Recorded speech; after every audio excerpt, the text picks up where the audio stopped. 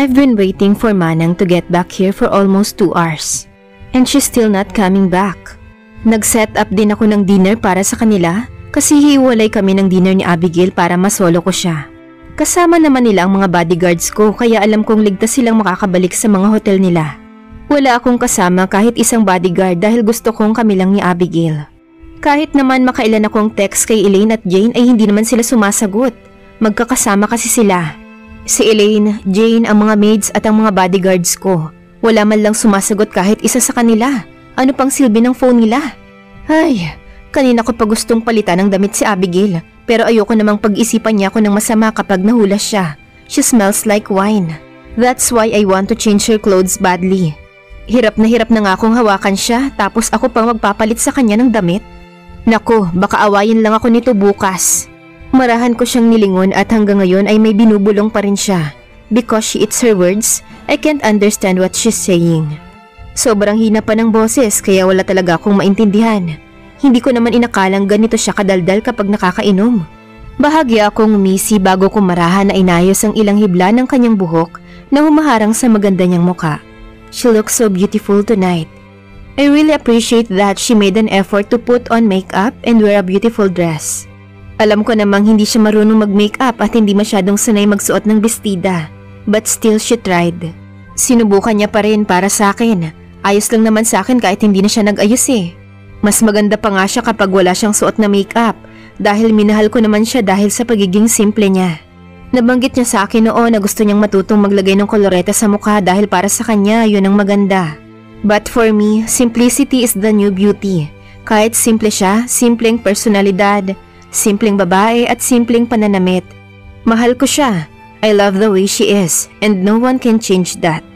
Kahit aralin niyang magsuot ng kolorete, mas matutuwa pa rin ako kung makikita kong malinis at walang bahid ng kolorete ang mukha niya. So tuwing gigising ako ng umaga at siyang makikita ko. I like her when she's dressed in her nurse uniform. And just by that, it makes her even hotter. Nakahiga siya ngayon tapos nasa taas ng kanyang ulo ang kanyang braso at nakapaling ang mukha sa direksyon ko. Habang nakasandal naman ako sa headboard ng kama at hinihintay na dumating si Manang. May mga times na nagigising si Abigail dahil sa pagtunog ng phone ko pero agad din siyang bumabalik sa pagtulog. I can still smell the wine she drank all over the room. And she really needed to change her clothes. Asa na ba kasi sila Manang? Sinilip ko ang screen ng cellphone ko nang marinig kong tumunog ito. Si Jane ang madalas na nagsasabi sa akin kapag may nagte-text sa akin at kapag may tumatawag sa akin. But she's not here, so I need to read this by myself. Dinampot ko ito mula sa side table bago buksan. Bumungad sa akin ang isang text message galing kay Luke. Dahil ngayon ko lang tiningnan ang conversation namin. Ngayon ko lang nalaman na marami na pala siyang pakiusap sa akin. Madalas ko kasing sinasabi kay Jane na kung galing lang din kay Luke ang mensahe, wag na lang sabihin sa akin. Kaya naipon ng ganito karami. Talk to me please. We have so many important things to talk about. And that includes some news about your health. You can't ignore me forever, Alejandro. Please answer my call or visit me at my office so we can talk. Don't ignore me. Ikaw lang din ang mahihirapan kung iiwasan mo ko. We can make things better if you are brave enough to fight for your health. I deleted all his messages and turned off my phone. Hindi ko na nagawang basahin pa ang iba niyang messages pero napakarami na pala niyang text sa phone ko. I have no plan to answer his text. Haharapin ko na lang siya kapag handa na akong tanggapin ang balita niya sa akin. Ang banas! Binitawan ko ang phone ko nang marinig ko yun mula kay Abigail. Agad kong kinuha yung remote ng aircon para mas laksan pero nang makita kong tinatanggal niya ang damit niya ay agad akong tumalon sa kama para pigilan siya. Hey Abigail, wake up and stop that! Ani ko, mabanas! Bulong niya. Hinawakan ko ang pareho niyang kamay para pigilan siya pero sobrang kulit niya at nagpupumilit pa rin sa pag-alis ng damit niya pero hindi ko siya hinayaan. Makapal din kasi ang dress na suot niya kaya't gano'n na lang siya banasin. Hinawakan ko ang dalawa niyang kamay gamit ang isa kong kamay. Habang inaabot naman ng isa kong kamay ang remote ng aircon. Mas nilaksan ko yung aircon at unti-unti namang tumahimik itong si Abigail. You're so careless, Abigail. Paano na lang kung hindi ako ang kasama mo? Wika ko habang umiiling. Binagsak ko ang sarili ko sa kanyang tabi at hanggang ngayon kumakabog pa rin ang dibdib ko dahil sa muntikan na niyang gawin. Buti na lang napigilan ko siya agad dahil kung hindi ko na alam ang gagawin ko. Alejandro? Natigilan ako nang bigla siyang lumapit sa akin at ipinatong ang kanyang braso sa akin para yakapin ako. Thank you. Bulong niya and that made me smile. Marahan kong tinapik ang braso niya bago ko siya marahan na lingunin. Magkatapat ang aming mga mukha at masasabi kong napakaganda niya talaga, lalo na kapag ganito kami kalapit sa isa't isa. Can you give me a kiss as a welcome? Malambing niyang sabi habang nakangiti pero nanatiling nakapikit. Get back to sleep, Abigail. Bakit ba hindi mo ako magawang halikan? Marahan niyang binuksan ang mga mata niya at diretsyong tumingin sa akin. Dahil ba pangit ako? Dahil ba mabaho ako? Dahil ba amoy alak ako? O dahil ba hindi ako ang tipo mong babae? Nandidiri ka na sa akin. Bakit hindi mo ako mahalikan? Because I respect you and I don't want you to think that I took advantage of you. Bukas kapag matino ka na saka mo hingin sa akin ang halik na yan at ibibigay ko. Ngumisi siya sa akin bago tumango at ngumiti. Ayaw mong halikan ako pero gusto kong halikan ka. Tumawa ko. What? My eyes widened and my heart started beating so fast when she quickly got up and went on top of me. Marahan niyang hinawakan ang pisngi ko bago ako simulang halikan sa pisngi pati na rin sa aking liig. This is not Abigail. She's drunk. That's why she's doing this. Hey Abigail! Bulong ko at marahan siyang tinutulak. I'm gently pushing her because I don't want to hurt her. She starts unbuttoning my polo and still kisses me on my neck. I can feel something down there and I don't know I can stop that if I let her do what she wants. Kaya mabilis kong nilagay ang braso ko sa kanyang batok at likuran bago ko siya marahas na hiniga at binalik sa kanyang pwesto. At nang gawin ko yon ay tinawanan niya lang ako. I smiled at her before shaking my head. She's so crazy. Marahan kong inalis ang mga kamay ko mula sa kanyang batok at sa kanyang likuran para bumangon. Inangat ko siya para tumama ang ulo niya sa unan. Tapos inayos ko na rin ang kanyang pagkakahiga bago ko takpan ng kumot ang buo niyang katawan. Marahan ko siyang hinalikan sa kanyang noo bago ako nagsalita. I love you. Bulong ko. Ilang sandali lang ay nakarinig ako ng katok mula sa pintuan. Agad akong bumangon na tumayo upang pagbuksan ng taong kumakatok. Bumungad sa akin si Manang at tila ba nakakita ng multo nang makita niya ako. Hello sir! Bati niya. Ngumiti ako sa kanya bago ko siya pinapasok. Nanlaki ang mga mata nito nang makita niya si Abigail sa kama bago niya ako tapunan ng tingin. Sir? You're so judgmental, Manang. Kumamot ito sa kanyang ulo bago ako pilit ng nginitian. Nothing happened between us if you are thinking that way. Sir, hindi Alam ko naman pong mabait ka. Aniya. She's drunk and she spilled wine on her clothes and I can change her clothes. So you should change them.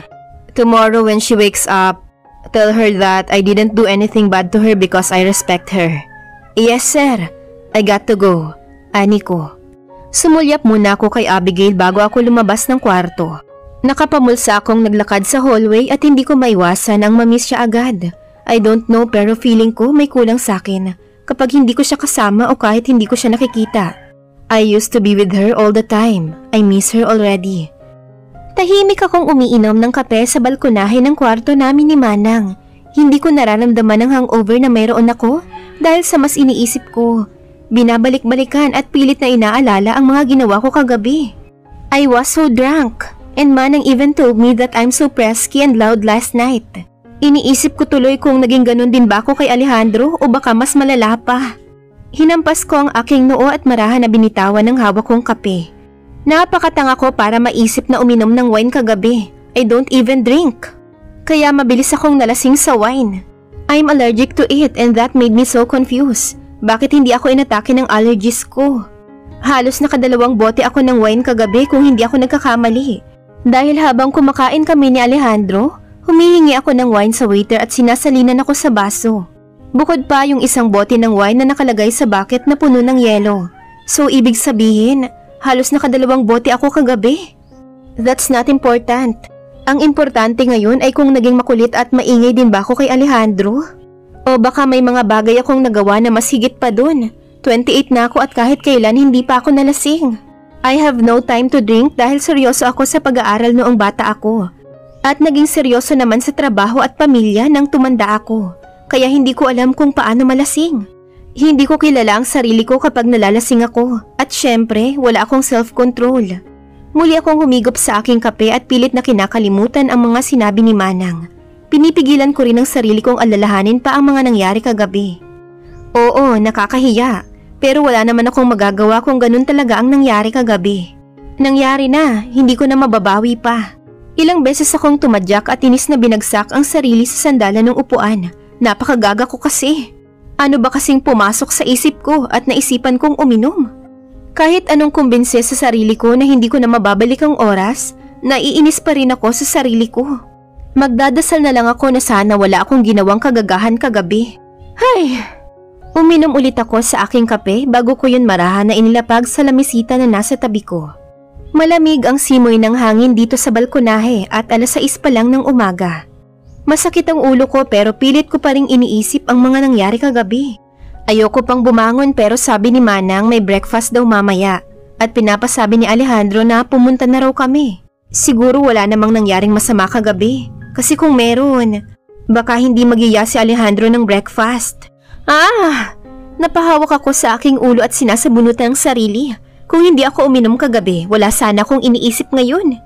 Di sana, puro kilig na lang iniisip ko ngayon dahil sa surprise dinner niya sa akin kagabi. Pero dahil pabida ako, uminom ako. Ano bang nangyayari sa'yo, nak? Umangat ang tingin ko kay Manang na nakasilip sa pintuan ng balkonahe. Nagbuntong hininga ako bago ko muling sinandal ang sarili. Manang, sa tingin niyo po ba may bagay akong ginawa kagabi na pagsisisihan ko buong buhay ko? Tanong ko sa kanya. Tinawanan niya ako at umiling. Napaka-OA mo, nak. Aniya. Wala naman siguro. Binantayan ka naman ng maayos ni Sir. Nakataklob pa nga ng kumot ang buo mong katawan dahil siguro masyadong bumaba ang off-shoulder mo. At maiksi ang bestida na suot mo kagabi. Mukha ba siyang bad trip nung iniwan niya ako? Mukha ba siyang inis, Manang? Hindi naman. Nakangiti nga siya dahil natawa siya sa reaksyon ko. Nagulat kasi ako nang makita ko siya sa kwarto tapos nakahiga ka pa sa kama at tulog na tulog. Aniya. Wala naman sigurong nangyari, no? Hindi naman niya siguro ako pinagsamantalahan. Malaki ang tiwala ko kay Alejandro pero hindi ko alam kung bakit lumabas pa rin yon sa aking bibig. Siguro dahil napaka-big deal sa akin ng virginity ko dahil gusto kong ibigay yon sa taong mahal ko at hindi sa basta kung sino lang. Alam kong matino siyang lalaki at hindi niya pagsasamantalahan ng babaeng walang kalaban-laban sa kanya. Maayos siyang pinalaki ng tita kaya hindi ko na dapat tinanong yun kay Manang. Pero dahil nabitawan ko na rin naman ang salitang yun, naghintay na lang ako ng sagot niya. Wala naman siguro, nak. Yun nga ang pumasok agad sa isip ko nang makita ko kayo. At sinabi niya rin sa akin na wala naman daw nangyari sa inyo. Ani Manang. Tumango ako sa kanya bago marahan na bumangon at humigop sa aking kape. Tinapunan ko ng tingin ng ibaba kong parte bago ako nagsalita. Chinek ko naman siya kanina, Manang. Safe naman siya. Wika ko habang nakatingin sa aking ibaba. Agad akong binato ni Manang ng basahan dahilan para tapunan ko siya ng tingin habang tumatawa. Bruha ka talagang bata ka. Hala sige, tapusin mo na yan. At pagkatapos kong maligo ay ikaw naman. Baka naghihintay na roon sa atin si Sir at Miss Jane. Pabiro ako nitong inirapan kaya't hindi ko napigilan ang tawanan siya. Mabilis kong ininom ang kape na natitira sa aking tasa bago ako tumindig at pumasok sa loob. Nahagip ng mata ko ang pulang bestida na nakasampay sa upuan. Marahan ko tong dinampot at kinalong nang makaupo ako sa kama. Hindi ako nagsusuot ng ganito at hindi rin nagsusuot ng mga kolorete. Pero kahit gano'n, naging masaya ko. Kahit isang araw ay naramdaman kong isa akong babae. Alejandro made me feel that I am a woman who's deserving for his love. Yung mga tingin na tila ba kontento na siya sa akin, na tila ba ako ang kayamanan na hindi niya kayang mawala. Hindi ko alam kung yun talaga ang iniisip niya pero yun ang nakikita ko sa mga mata niya at tuwing tinitingnan niya ako. Marahan ko tong inamoy at sumampal sa aking mukha ang matapang nitong amoy. Kung hindi ako nagkakamali, ito yung amoy ng wine na ininom ko kagabi. Amoy na amoy siya sa bestida kahit hindi ko pa nilalapit ang ilong ko. Binitbit ko siya papunta sa banyo para labhan. Hindi ko naman pwedeng dalhin to pa uwi nang hindi nilalabhan dahil baka magmantsa sa bestida, sayang naman. Mahalaga sa akin ang bestida na to dahil ito ang bestida na suot ko sa first date namin ni Alejandro. Naisip kong labhan muna itong bestida habang naliligo pa si Manang. Nagsuot ako ng maxi dress para sa breakfast kasama si Alejandro. Puti ang tela nito. Medyo mababa rin ang neckline pero hindi naman nakikita ang cleavage ko. May makapal din itong strap na nakaribon lang sa aking balikat. Hanggang baba naman ang tuhod ng bestidang to. Komportable ako sa suot kong bestida ngayon, kaya kanina ko pang niyayaya si Manang. Pero abala pa rin siya sa paglalagay ng kolorete. Manang, tara na! Ungot ko sa kanya. Saglit lang. Kung maglagay ka kaya muna ng kahit konting blush on at lip tint sa labi mo habang hinihintay ako. Sabi niya habang inaayos ang lampas-lampas niyang lipstick. Umirap ako bago ko binagsak ang sarili ko sa kama. Ayoko na niyan, Manang. Sabi ko. Sige na, nak. Umiling ako. Agad kong tinakluban ang labi ko nang bigla siyang umupo sa kama at gusto akong lagyan ng lipstick.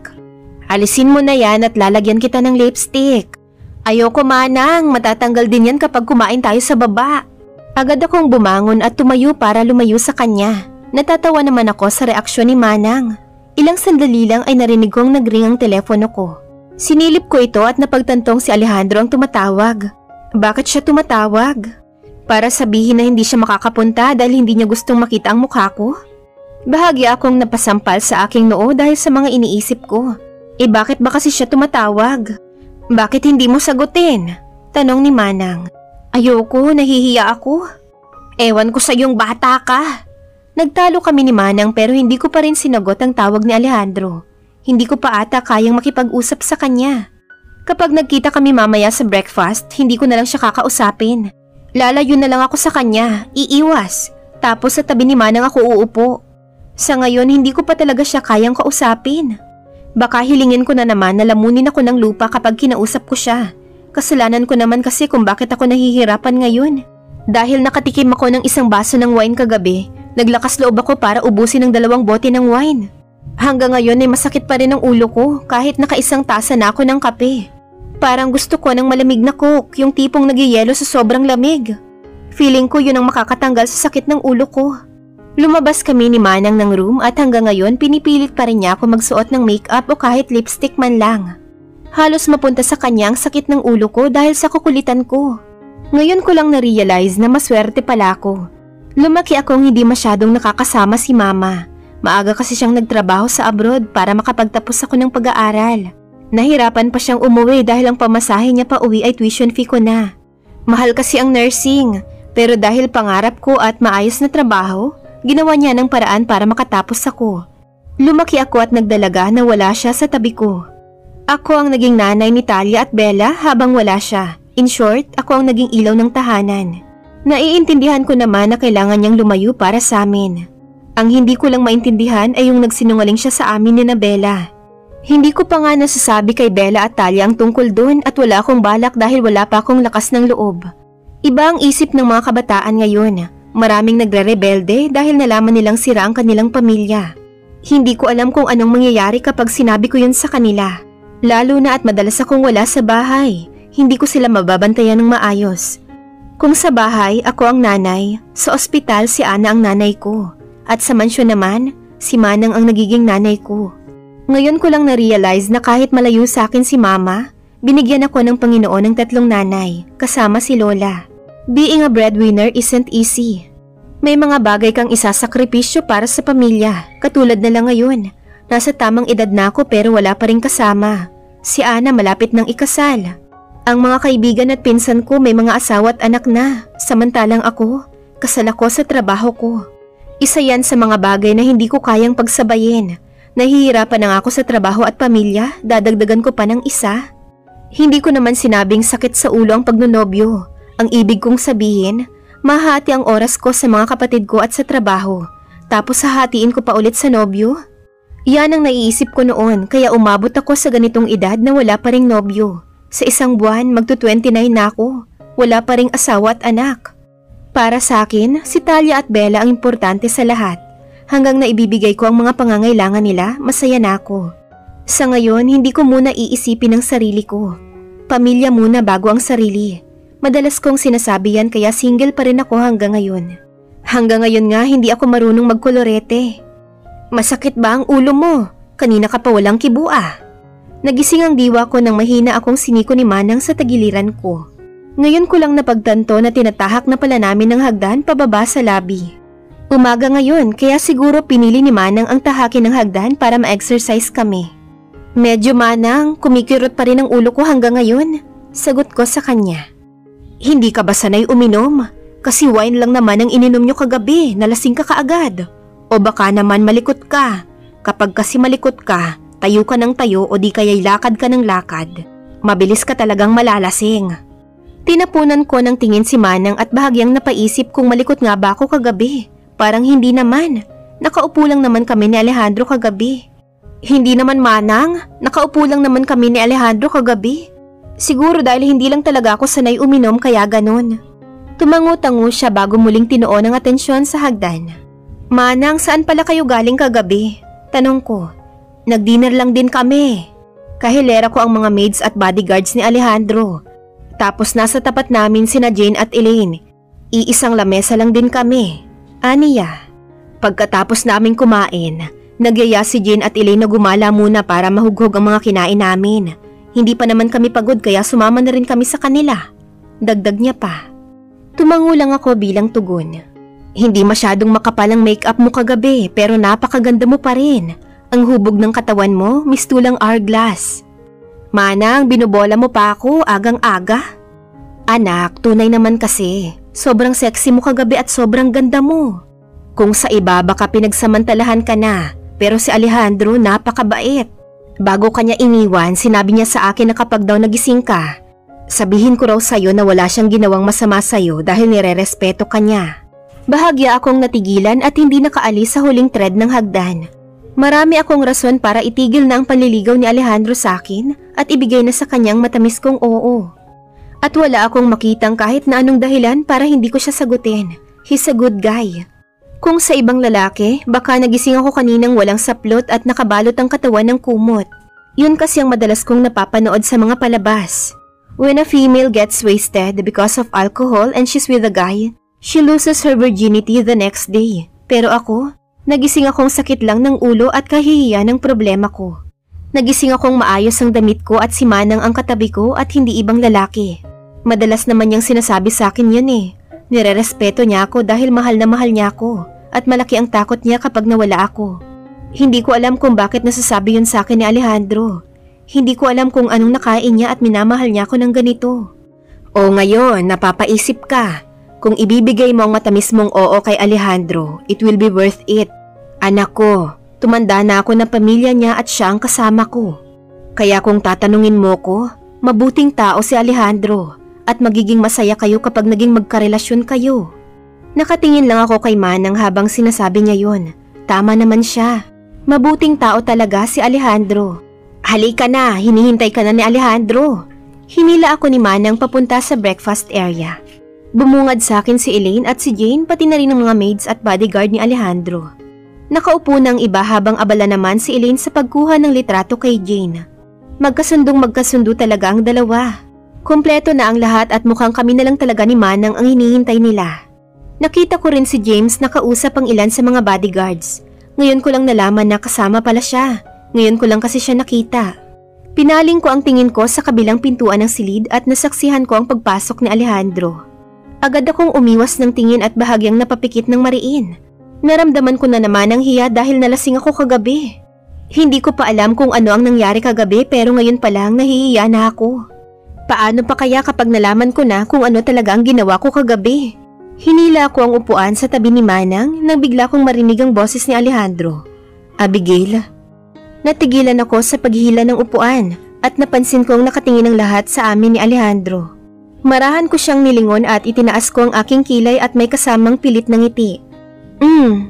I hummed with a forced smile. Hindi siya nagsalita at basta na lang hinila ang upuan sa kanyang tabi at nilahad ang kamay doon. Naramdaman ko ang pagtapik ni Manang sa hita ko kaya't binitawan ko ang upuan na hinila ko at agad na lumapit kay Alejandro. Mas hinila niya ang upuan para makaupo ako. Nang makaupo kaming dalawa ni Alejandro ay nagsimula na ring umupo ang lahat. They started serving the food and started to eat the food while having a conversation. Si Manang nga kagabi hindi magawang alisin ang tingin sa waiter. Parang gustong iuwi yung waiter. Lahat kami ay nagtawanan nang sabihin yun ng isa sa pinakamagaling na bodyguard ni Alejandro. Mabiro talaga tong batang to, kaya pati si Manang ay hindi niya pinapalampas. Sa sobrang saya ng kwentuhan, nakisali na rin si Jane. Yun lang, samantalang itong si Elaine, binulong niya sa akin na mas yummy pa yung waiter kaysa sa food na kinain natin. Muling nabalot ng tawanan ang buong hapagkainan at wala na ring nagawa si Elaine kundi makiasar na rin sa mga kasama. Wow, sabi mo nga kahapon type mo si James. Bawing asar naman ni Elaine.